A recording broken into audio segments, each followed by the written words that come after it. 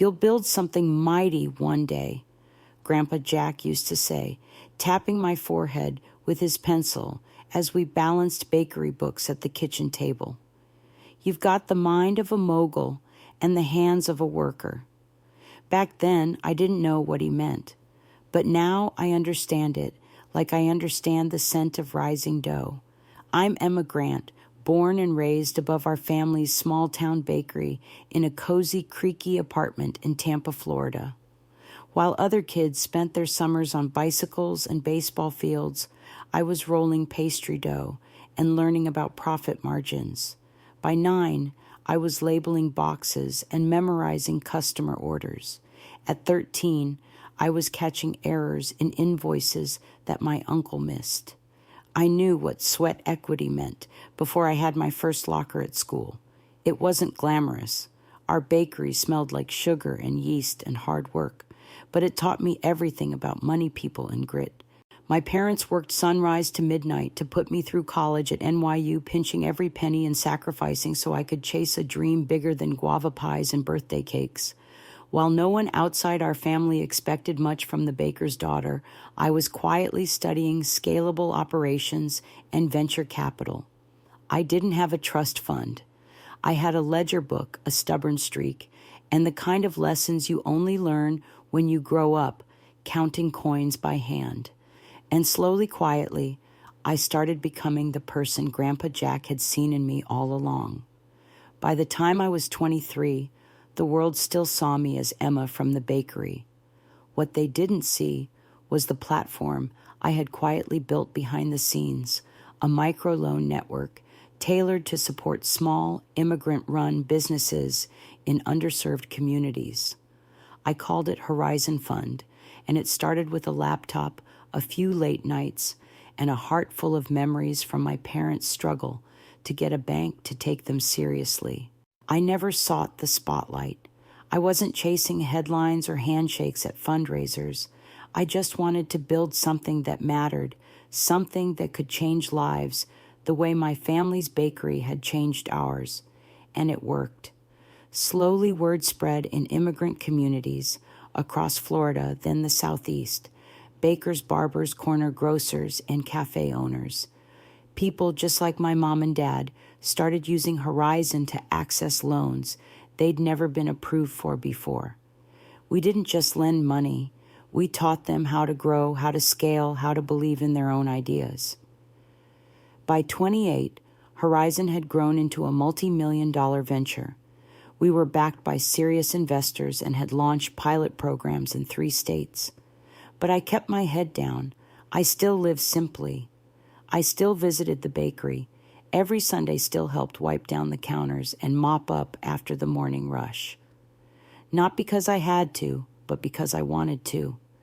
That place was my roots, my compass. I didn't tell many people about Horizon, not even my family.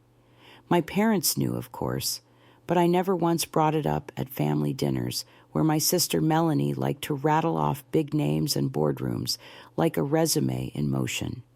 She worked in marketing at a large investment firm called Langford and Pierce, and in her mind, that gave her the crown. She was always dressed sharp, talking about champagne galas and client retreats like she was living in a movie. Me, I was the one showing up in jeans and a sweater, usually with flour on my sleeve. To her, I was still the baker.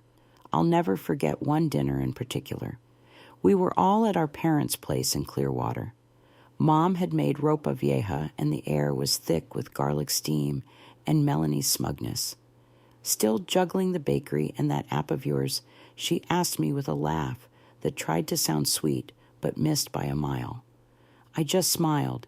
Yeah, I said, sipping my coffee, still keeping the pastries flowing. She chuckled like that proved her point. Well, someone has to. I could have told her right then and there that my little app had just signed a long-term licensing deal with one of the largest private equity firms in the Southeast, her firm, in fact.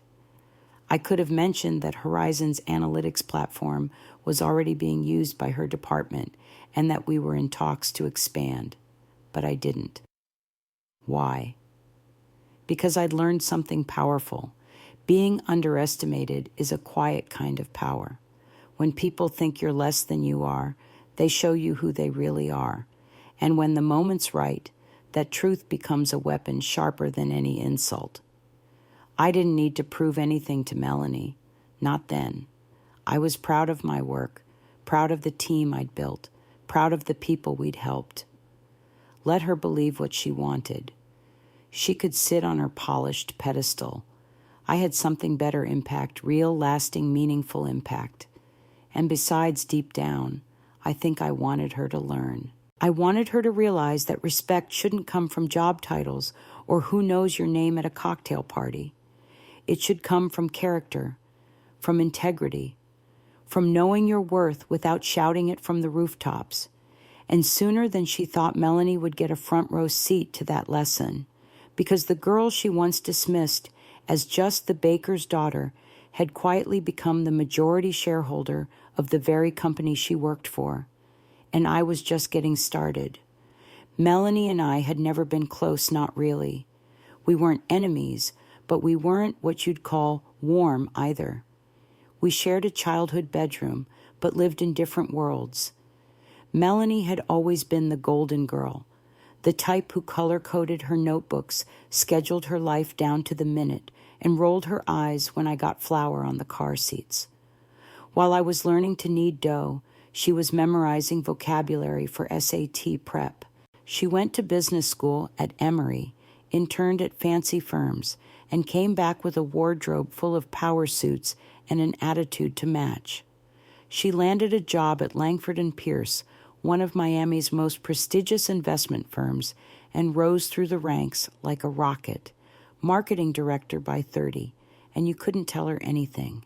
Every family dinner, every birthday party, she found some way to slip in a client name or a campaign she'd led, like she was auditioning for a business documentary. And me, I was still just Emma from the bakery. The older we got, the more obvious the gap felt. Not the one between our careers that didn't bother me, but the one between how we saw each other. I respected her accomplishments. She disrespected mine. It wasn't just subtle jabs either. It was the way she talked about my work, like it was a hobby. "How's the app going?" she'd ask, like Horizon Fund was some school science project. Still baking bread, she'd smirk even though she knew I hadn't rolled dough full-time in years. But what hurt most wasn't the words. It was the look in her eyes, that mix of pity and pride, like she was doing me a favor just by showing up at the same table. One evening stands out like a coffee stain on white linen. Melanie was hosting a dinner at our parents' home in Clearwater. We were celebrating her latest promotion to Senior Director of Strategy, no less. She walked in glowing, dressed in navy silk and pearls, kissing the air beside everyone's cheeks. I arrived in a simple navy dress and a cardigan. Nothing fancy. I never liked showy. During dessert with Mom's tres leches cake melting on plates, Melanie raised her wine glass and said, "I have a little favor to ask." Her voice had that polished charm she saved for boardrooms and bragging rights. "Emma, since you've got all that experience with food service, would you mind helping manage the catering team for the gala next month?" I paused mid-sip. "The gala." "For my promotion party," she said, with a proud little smile. "It'll be a large event, lots of moving parts. I could really use your help coordinating with the staff. You know, since you're good at that kind of thing." Mom clapped her hands. "Perfect idea, Emma. You're so good with logistics. You'll keep everything on track." I glanced at Melanie, who was beaming like she'd just handed me a prize. But I knew better. This wasn't a request. It was a calculated dig. She was handing me a uniform and a tray without actually saying it. I looked her in the eye and smiled. "Of course," I said calmly. "I'd be happy to help." That moment changed everything, not because of what I said, but because of what I didn't say. I didn't mention that Horizon had just finalized a controlling interest in Langford and Pierce. I didn't say that technically I would be owning the company behind the gala. I let her believe she was placing me behind the scenes when in fact I was about to walk onto center stage. Ryan, my fiancé at the time, pulled me aside after dinner. "You don't have to go through with it," he said quietly. "We can make an excuse." But I shook my head. "No," I said with a smile. "I want to help. It's a big night for Melanie." And oh, it would be. Bigger than she ever imagined. Because sometimes the best seat in the house is the one everyone overlooks until it's too late to ignore. The night of the gala arrived like Florida humidity, thick with tension, too pretty to be trusted.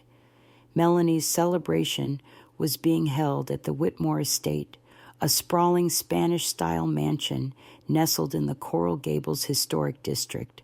The place looked like it had leapt out of a luxury real estate. Add marble floors, crystal chandeliers, ice sculptures, melting slowly in the heat like quiet metaphors.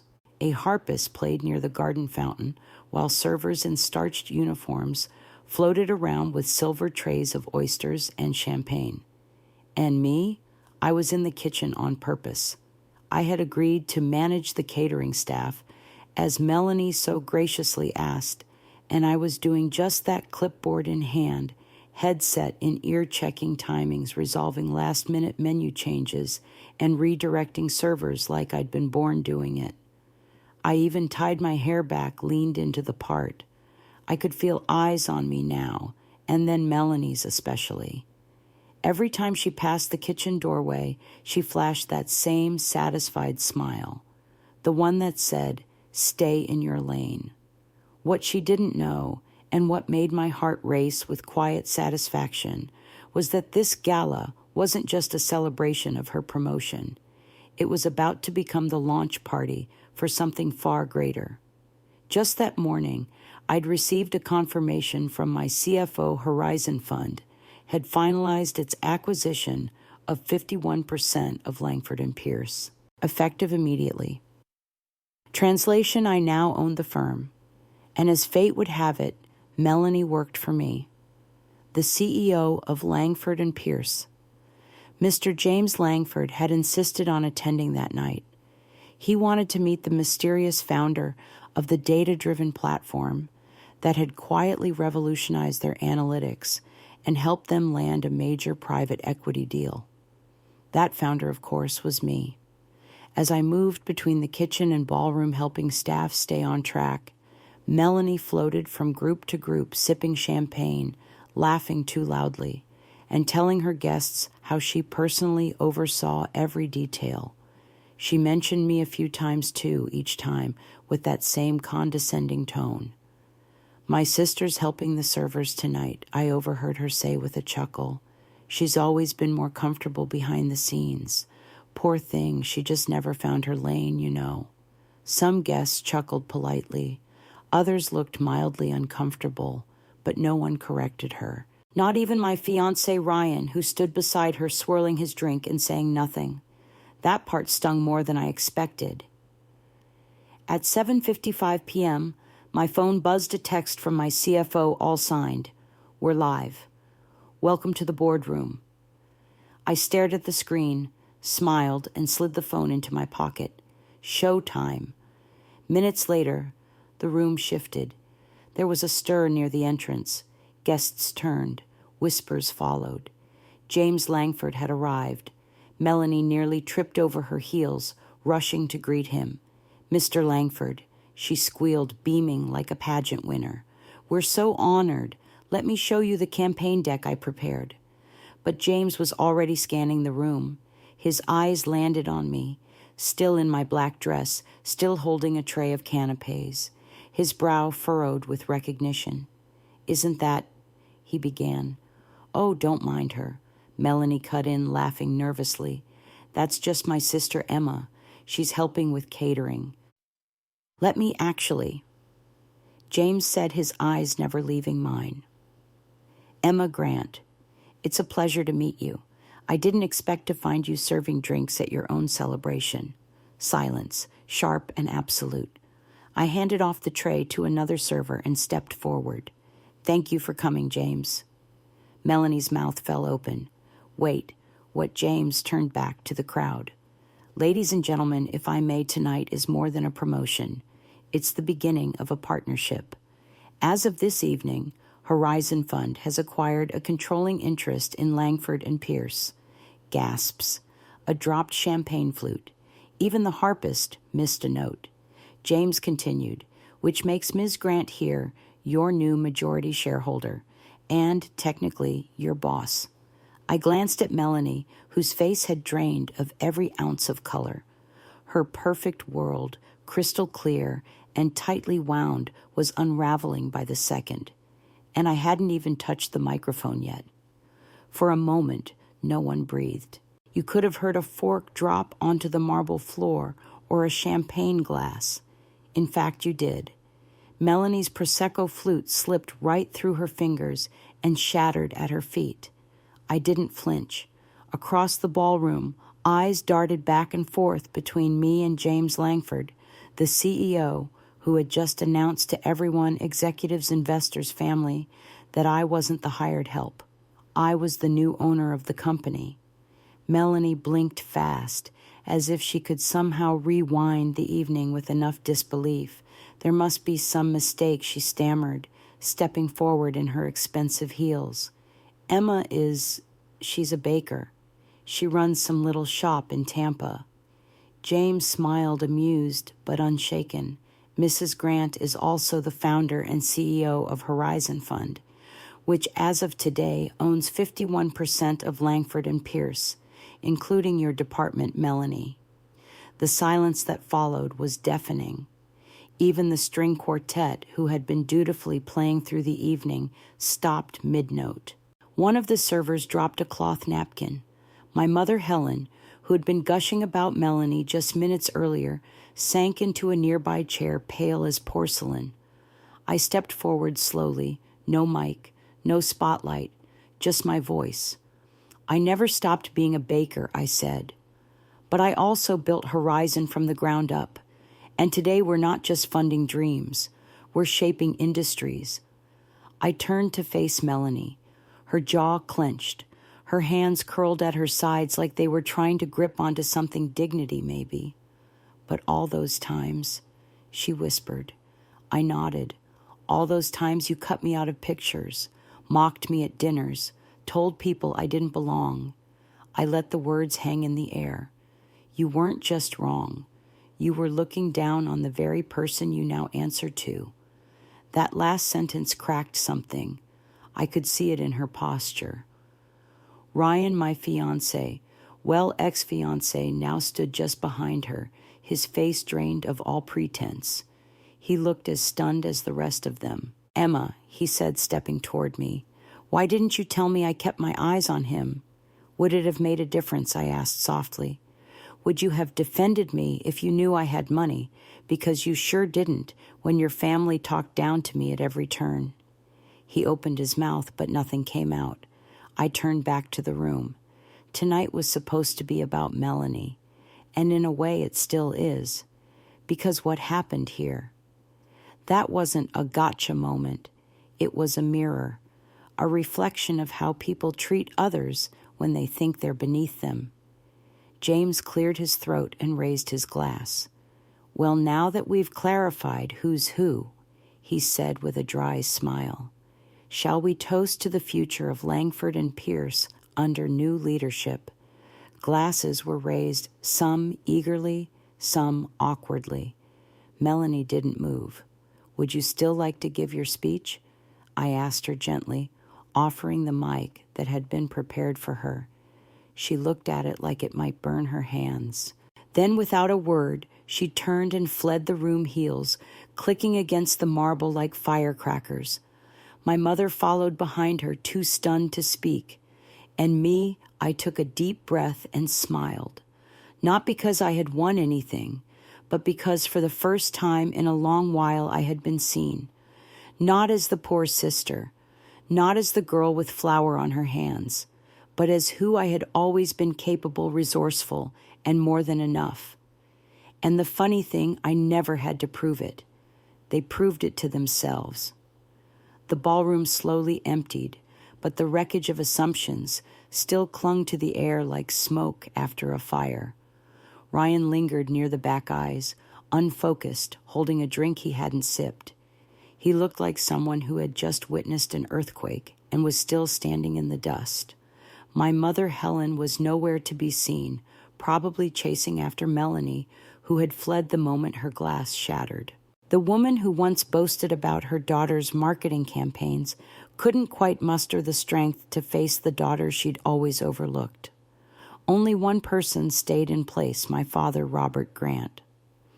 He stood by the cocktail bar, holding an empty glass and staring into it like it might give him answers. He'd never been the loud one in our family, quiet, thoughtful, and often overshadowed by my mother's flair and Melanie's ambition. But now he looked at me, really looked at me, and gave the smallest nod. Pride, but mixed with regret. James Langford came over after the formal announcement had wrapped. Well, he said, his voice a mix of admiration and amusement that was the most entertaining shareholder reveal I've ever attended. I smiled, brushing a stray hair behind my ear. I hope I didn't steal the spotlight too much. Oh, you didn't steal it, he said. You earned it. But I do have to ask, why let them think you were just a baker all these years? I glanced toward the garden where the last of the guests were leaving. Because people reveal who they are when they think you're beneath them.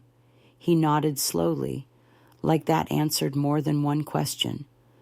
The party was over, but the real conversations were just beginning. Melanie returned about 20 minutes later, face patched with makeup and pride barely intact. She made a beeline for me, fire in her eyes. You humiliated me, she hissed low enough not to draw more attention, in front of every major contact I've worked years to build. No, I replied calmly. You humiliated yourself. I just didn't stop you. She clenched her jaw. I'm resigning. I won't work for you. That's your choice, I said, meeting her gaze. But understand this. Every investor, every executive in Miami saw how you treated someone you thought was below you. That doesn't go unnoticed. Her shoulders sagged. What do you want from me? I paused, then spoke clearly. I want you to learn. I explained that starting Monday, she'd be assigned to Horizon's new community outreach initiative, helping small businesses get the tools they need to grow. And the person she'd report to my mother, I said. She still runs the bakery, by choice, not desperation. Melanie's mouth opened, but no words came. Right then, Helen returned, her voice cracking as she stepped closer. Emma, please, can we talk about this privately? We're still family. I turned to her fully, no bitterness, just truth. Family. For 3 years, you made me sit with the catering staff. You cropped me out of photos. You talked about me like I was some charity case. When exactly did I become family? She blinked hard. We didn't know. We didn't know you had money. I took a deep breath. That's the point. You only valued me when you thought I was someone else. That's when my father spoke quietly but firmly. She's right, Helen. We've treated her terribly. I sat by and let it happen. Our values got twisted into pride and appearances. Maybe it took tonight to wake us up. I looked at Ryan then. He stepped forward slowly, voice soft. Why didn't you tell me I wanted to? I said. But every time you stayed silent while your family mocked me, I realized something. If you couldn't respect me as a baker, then you didn't deserve to know me as a CEO. I can change, he whispered. Now that I understand. I shook my head gently. Now that you understand I'm rich, that's not growth, Ryan. That's adaptation. I took off my wedding ring and set it on the marble table. I filed for divorce last week. You'll be hearing from my attorney. His mouth fell open. I turned back to Melanie. I'll see you Monday. My mother doesn't tolerate lateness. Then to my mother, the estate looks lovely tonight. Enjoy it while you can. She frowned, confused. The bank approved my bid this morning, I said. It now belongs to the Grant Foundation for Opportunity, our new nonprofit headquarters. And just like that, everything they thought they knew crumbled. But I didn't wait for applause. I walked into the night air, the breeze soft against my skin, and checked my phone. A text from Dad. "Come to the bakery. Late dinner's on. We made your favorite." I smiled. "Be there in 20. 20 minutes later, I was back where it all began, the warm kitchen of our old bakery, the smell of cinnamon and fresh dough in the air. My dad slid a plate of empanadas in front of me, just like he used to when I came home from school, tired and covered in flour. My mom, now composed and quiet, brought over a pot of café con leche and sat beside me without saying a word. We didn't need to talk. That night had said enough. We ate, we laughed a little nervous at first, but slowly easier. The noise and judgment of the gala melted away, and I felt something I hadn't felt in a long time, peace. Later, as I helped wipe down the counters, yes, the CEO still cleans up after herself, I thought about the strange, beautiful journey that had brought me full circle. From a little girl who counted quarters at the register to a woman who now handles capital in billions. But in truth, my greatest wealth had nothing to do with numbers. It was knowing who I was, even when others didn't. Sometimes the world won't see your worth, not because it isn't there, but because it's too busy looking at titles and appearances. But never let someone else's ignorance define your value. Quiet strength built over time speaks louder than any spotlight.